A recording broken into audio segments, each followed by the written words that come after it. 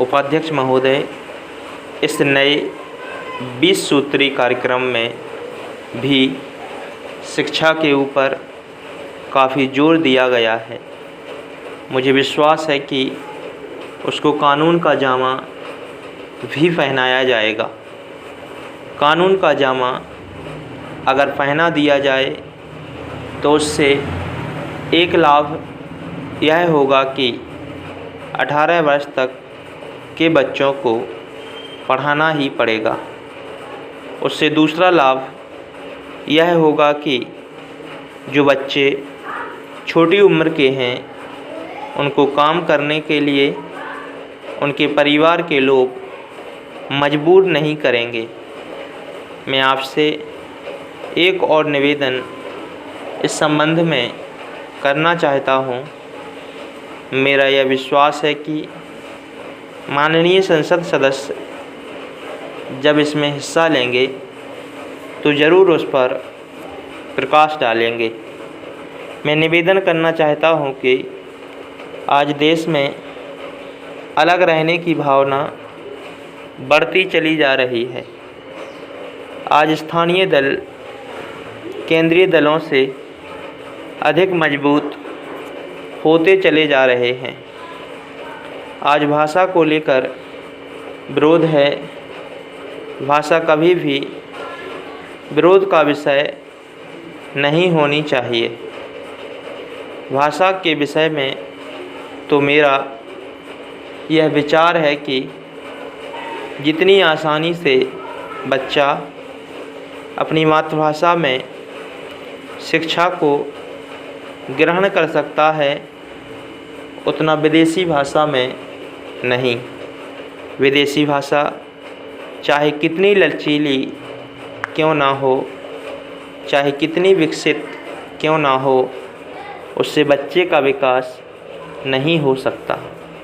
बच्चे की बुद्धि का विकास जितना उसकी मातृभाषा में किया जा सकता है उतना विदेशी भाषा के आधार पर नहीं किया जा सकता है। मेरी यह भी प्रार्थना है कि इस देश में विदेशी भाषाओं को प्रोत्साहन मिले।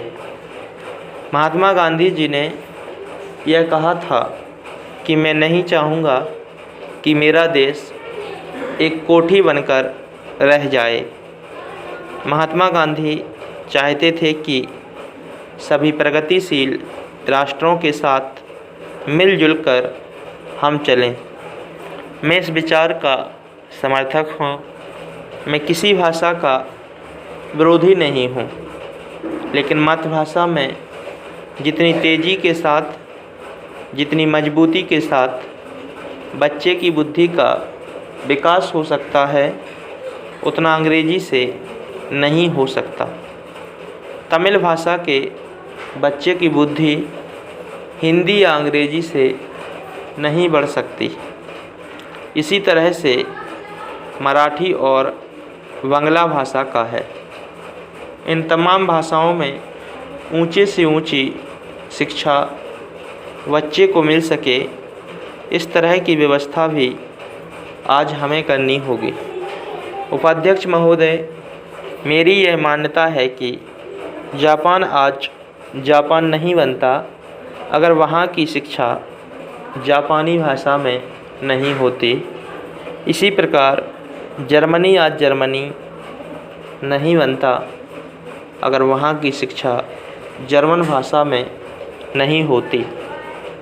मेरा यह विश्वास है कि रूस आज रूस नहीं बनता अगर वहाँ रूसी भाषा में शिक्षा नहीं होती।